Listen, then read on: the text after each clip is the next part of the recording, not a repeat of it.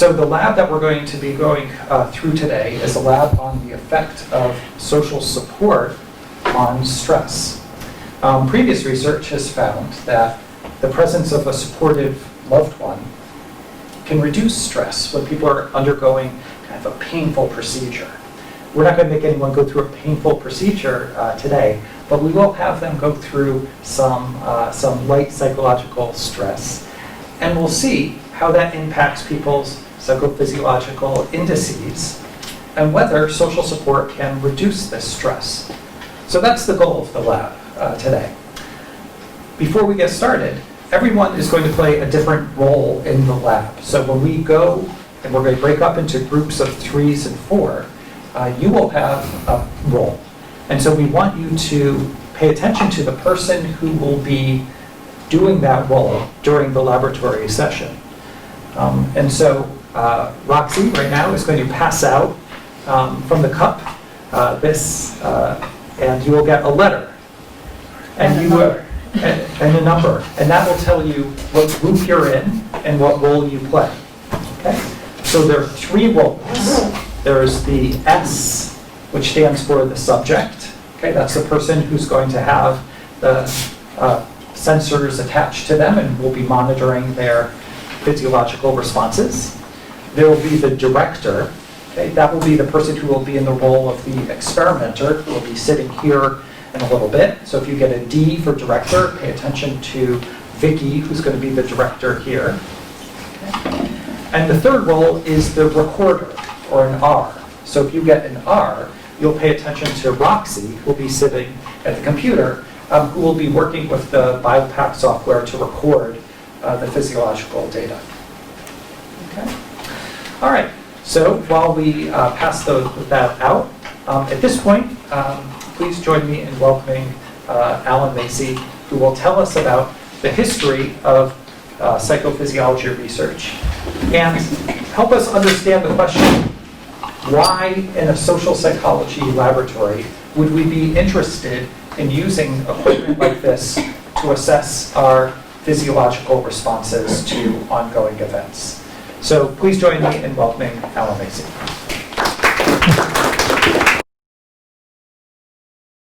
Maybe I'll just jump right to the subject of why bother with this, these measurements. And what I mean by these measurements is, the responses of the body, the microfacial expressions, or the pupil dilation, or the peristaltic contractions of the intestines, or the movement of the heart, or breathing patterns, or any of those things.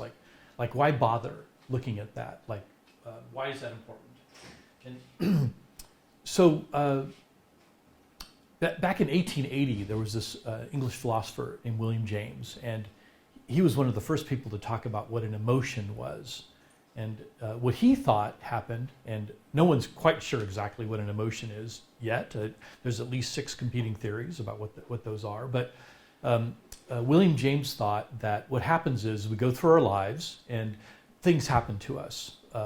Maybe a car runs in front of us, or a dog maybe barks, or we're petting a dog, or we have an encounter with our parents, or whatever it is. And so things happen to us, and so this data comes in through our eyes and our ears and our other senses, and then there's a kind of response that happens in the body as a result of receiving that data, and there's a feeling that happens as a consequence of that response. And sometimes the feeling is not a big deal, and sometimes it's sort of profound.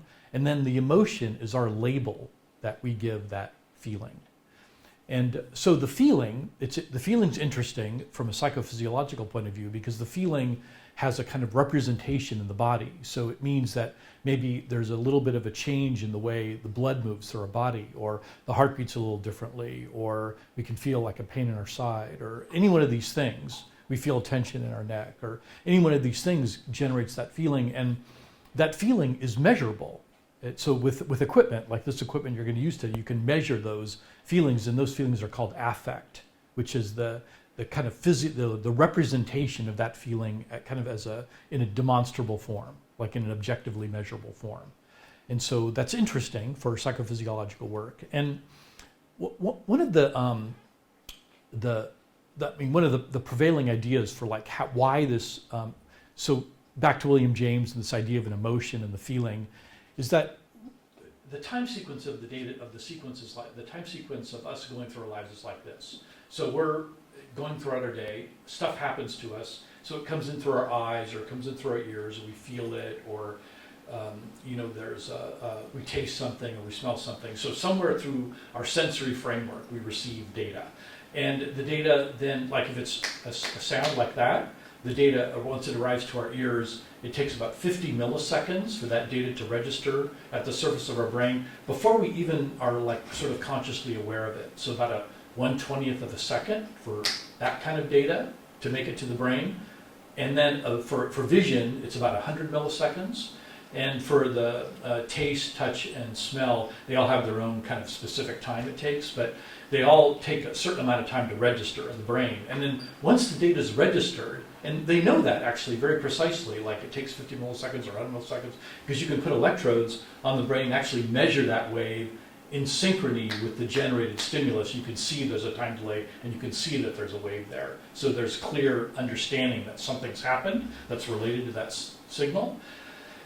And so anyway, the data arrives at the brain, and then what happens is it kind of bounces around in there, and the data moves through different neural pathways, and maybe it encounters an old memory, or maybe there's a kind of some kind of pathway. And we're all, at least in this group, all a little bit older now, and so we've had a lot of experiences, and so our brains have been kind of changed by our environment, and so there's certain things that have happened to us that have resulted in when new data comes in, we orient to that in accordance with our previous histories. And so, an extreme example of that is like post-traumatic stress disorder, where something really traumatic happens. There's a very specific physiological connection to the body to that experience. And so anyway, you have the data coming into the brain, and then about a half a second of that data sort of bouncing around in there and moving through different neurological pathways. Maybe it's triggering an old memory, and then there's a kind of physiological response to that orients to the data. And then there's you can think of it from an evolutionary point of view that's important, because if you're like a long time ago and you're maybe being chased by a tiger or something, then you'd want to be moving even before you were kind of aware of it, like as quickly as possible. And so orienting to the data is kind of critical. And then, so about a half a second of this, you physiologically orient to the data, change in heart rate, this change maybe in how your stomach is treating, is acting, kind of movement of skeletal muscle, maybe you're sweating to prepare for like physical exertion, all this stuff.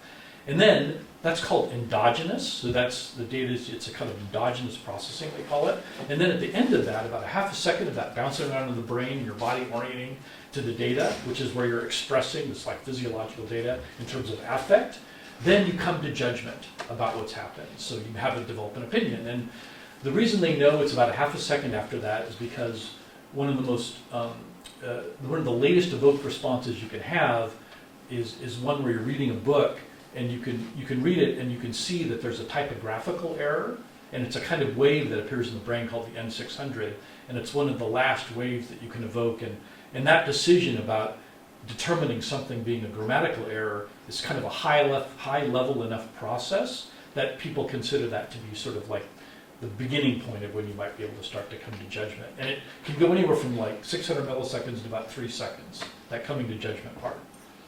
So anyway, so about this emotional affect data, so this 500 milliseconds of when you're expressing in the body, it creates a kind of emotional, motivational foundation. And so you can think of it as like okay, so these processes occur, before you come to judgment, and so the coming to judgment part sort of sits on top of the emotional, motivational state. So an example here of like a practical example would be, let's say you're pissed off at your boyfriend or your girlfriend, and so you're upset, and you write that letter at the moment you're upset, and the letter turns out a certain way. And then let's say you wait a day, and then you write the letter again, and then the letter is like pretty different, because the affective, emotional, motivational state is different a day later. And so it's a little bit metaphorically like the relationship between, like, let's say my neck and my head representing this coming to judgment part, or the part about writing the letter, And if my emotional affective state puts my coming to judgment part, so I kind of pay attention to what's going on over there, I make up a story about that, or it maybe orients me and I make up a story about that. You don't exactly know what the story is going to be, you just know it's going to be different. And it's going to be based on this sort of foundation. And so when you measure affect, like what we're going to do today, we're going to be looking at two arousal measures. So we're going to look at heart rate and also eccrine responses or skin sweating, and they're both arousal measures. And so they're kind of indications of sort of like your emotional motivational state that's going to lead you to a kind of coming to judgment is what that is. And so it's kind of an early look at how we come to judgment. That's what's happening in the lab today. And so speaking more specifically to this idea of arousal, so back in the early 80s there was this fellow named Russell and had a group, and they developed this idea called the circumplex model of affect. And so they took a big circle like this, and then they plotted along this axis called valence. And so over here would be like displeasure, and here's pleasure. And then down here is boredom, and here's arousal. And so fear and anger are up here. This is like unhappy, this is happy. And then here's kind of neutral in the center, and down here is sort of bored, or very calm. And so you can plot a lot of human emotions around the circle, and these are all like physiologically indexed, meaning that there's measurements you can do of the human body that will allow you to kind of determine where you are on this what they call circumplex model of affect. And so we're looking at just this one vector, this one here, the one arousal vector, which is indexed by heart rate. Increasing heart rate is increasing arousal, and also increasing eccrine activity or skin sweating is also an indication of increasing arousal. So yeah. So, and could you talk a little bit more about the specific indices? So why does our heart rate go up? Why do we sweat when we're experiencing arousal? Oh, sure, yeah, okay. So, there's two sort of significant aspects to the way that we our nervous systems work. And so there's a sympathetic part, which means that we're orienting to kind of orienting to alertness. So it's a speeding up of things. So you can there's all kinds of things that are affected by a sympathetic nervous system stimulation, like increasing heart rate, increasing skin sweat. It decreases activity of the movement of the intestines and the stomach. Heart rate variability goes down, so the heart gets more oriented to maybe potential, like it activates more, and then the variability, so it kind of increases the heart rate and reduces the amount it varies. And then parasympathetic is just the opposite. That's time of relaxation, and there it's heart rate calms down, and you're more able to digest food. It's more like rest and relaxation. So sympathetic speeds you up, parasympathetic kind of slows you down. Well, two basic sort of responses. I mean, those are two of many, but two kind of aspects of the nervous system that either activate things inside you or deactivate. And those are then represented in these indices that we can assess from the body. Yeah, sure. I mean, so the sympathetic, meaning like let's take the case of the heart.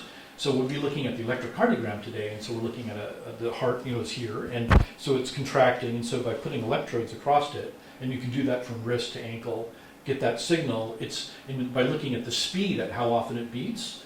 Increase in speed of the heart rate would indicate increase in sympathetic response. It means more arousal. You're speeding up.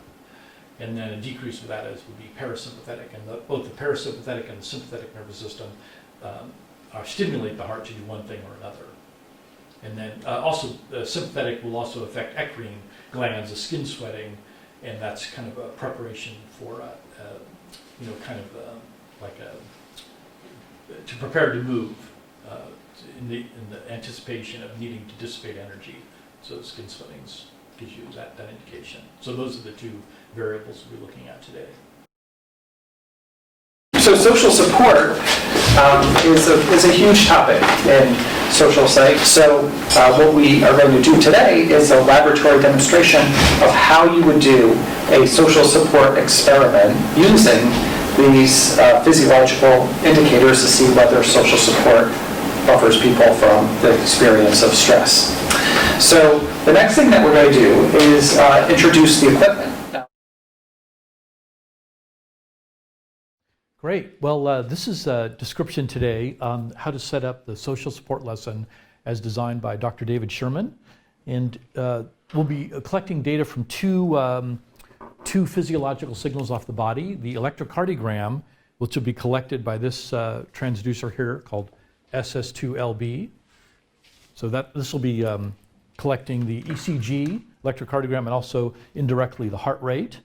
And then the other transducer we'll be collecting from is called electrodermal activity, and it's called SS57LA, I believe. And so this will be measuring eccrine activity, so skin sweating, and that's an indication of arousal. And so this SS57LA, the eccrine activity, plugs into channel 1. You plug it in like so, and you turn these little screw terminal things to attach it in there. And then the electrode lead here for the electrocardiogram is plugged into channel 2, like this. And so you're good to go on the setup. And these are be the electrodes for the electrocardiogram, and these are going to go on the right wrist and the left ankle and the right ankle for electrocardiogram. And these electrodermal electrodes, a little bit different looking, they have different kind of gel, and these are going to go on the fingertips of one hand. This is how you would open the social support lab file in the BIOPAC student lab. So simply drag the social support file into the BIOPAC student lab. And then the file will open. It will be a pop-up message, says invalid output, just click OK. And then another message would pop up that says media setup, just click cancel. And there you go. And you'll notice there's 3 signals here on the screen. This is the electrodermal activity here. This will be the electrocardiographic information, the ECG, and then this is heart rate, which is derived from the ECG. Okay, so we've got a couple of electrode types here. These electrodes are electrodermal activity for eccrine responses. These go on the fingertips. I'm going to give these to Roxie right now. And then these electrodes are a little different. These are electrocardiographic electrodes. And these are going to go on the wrist and the ankles. And so the idea here is you also want to make sure there's a little bit of gel on each electrode. So just a dab here of gel. You can kind of see about like that much. And so that goes on the fingertip. Right. So you just need 2 of those.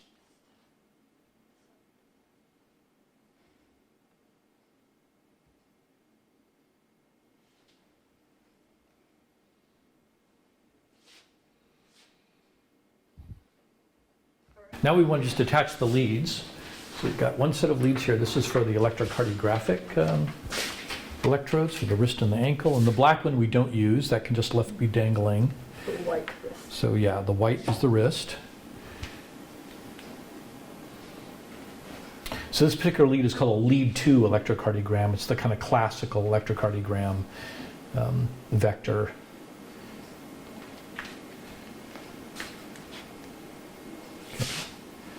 And yeah, this is perfect. And kind of like hanging down like this is ideal, and then coming off the wrist is like ideal. And then here's the other one for the electrodermal activity.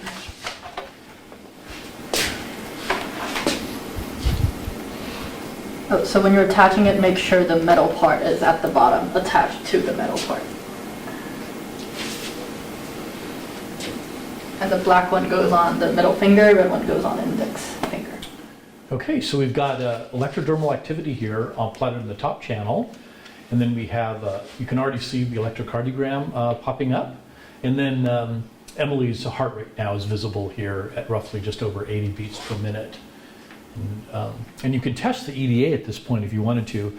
So Emily, what you can do is just take a deep breath. And so notice the rise in electrodermal activity right there. Well, that's a function of the Emily taking breaths, so it's a good way to test the electrodes. So when you first open the BIOPAC Student Lab, the lesson will come up, the lesson template will come up like this. And when you press the start button, you'll get a request here. Temporarily disconnect one lead of the EDA transducer, SS57LA. This is what's plugged into channel 1. And Roxie will pull off one lead, and then now that's pulled off, we can say okay, and now we can reconnect the lead, and then press OK, and now we're recording data. That particular procedure is helpful for the system to know kind of the 0 point of the electrodermal activity transducer. And now we're recording data for the lesson. So as the recorder, my job is to start and stop the recording and signal the director when to ask the participants to speak and when to stop, as well as labeling, setting time spans with the keyboard. These can all be done by following the procedure. I'll press the right key at the right time to label the activities of participant. This will help make sense of data later. At the start of every activity, I press F1, and at the end of every activity, I press F2. I'll press other F keys to set apart the different types of activities as the experiment progresses. This will tell you when the participant is doing what. And as the director, my role is to essentially be the experimenter in the study. All right, here we go.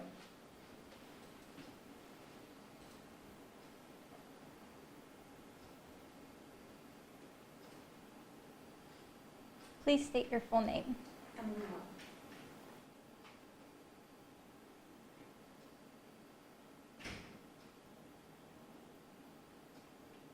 Okay, please start counting backwards from 100. 100, 99, 98, 97, 96, 95, 94, 93, 92, 91, 90, 89, 88, 87, 86, 85, 84, 83, 82, 81, 80, 79, 78, 77, 76, 75, 74, 73, 72, 71, 70, 69, 68, 67, 66, 65, 64, 63, 62, 61, 60, 59, 58, 57, 56, 55, 54.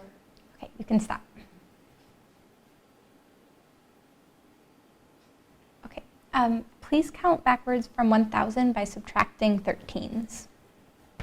1,987, 974, 961, 948, 935,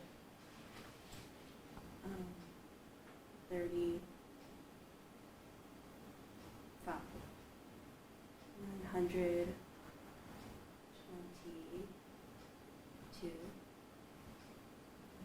900.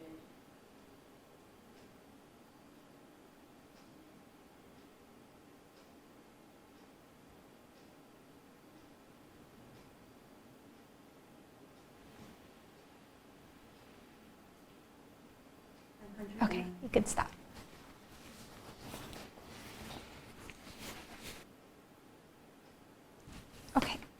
Okay, so the next portion is going to be Emily completing a similar counting exercise, but this time while viewing a picture of a close other for social support. Who is the picture of? It's of my mom.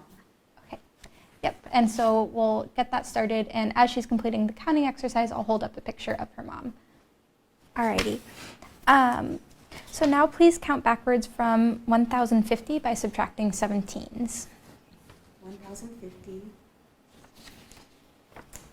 1,040, 1,000, 1,030, 1,033,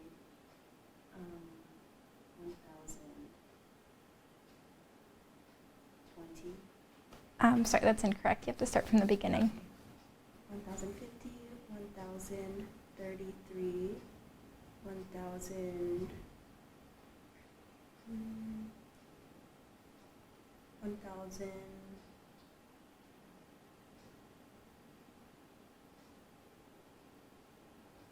1,016, 999. Okay, you can stop.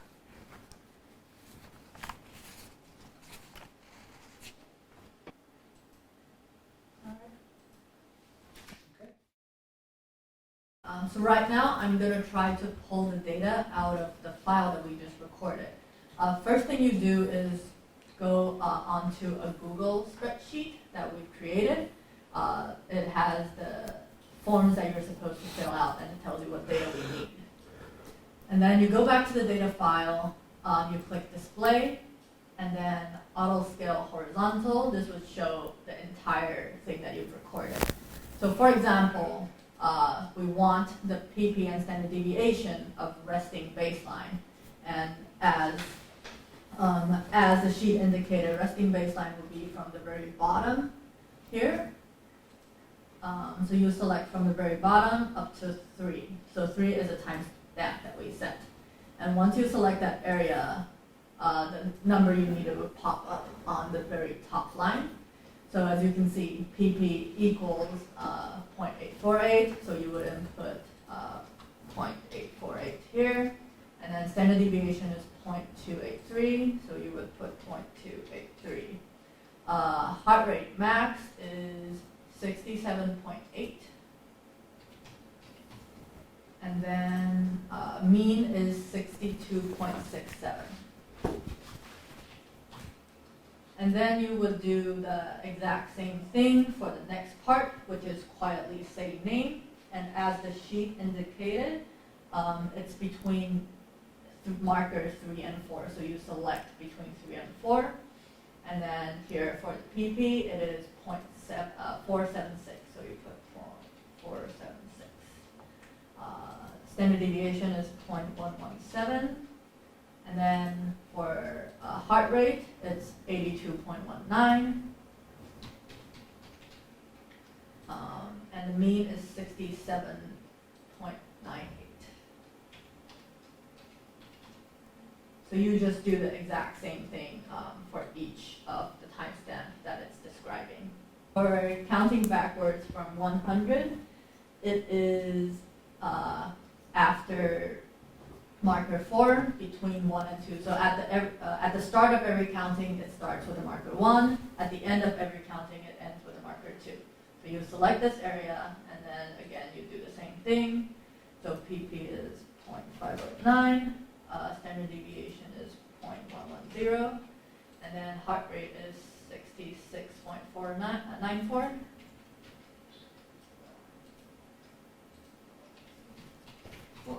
And then the mean is 61.15.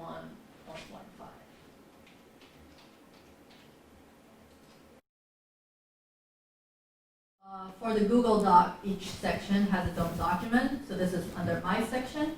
Under each section, there is a different spreadsheet for different groups. So you would be assigned to one of the groups, and you would import your data in that group. After you import the data, the TAs will pull the data from it and run analysis, combining data across different groups and different sections.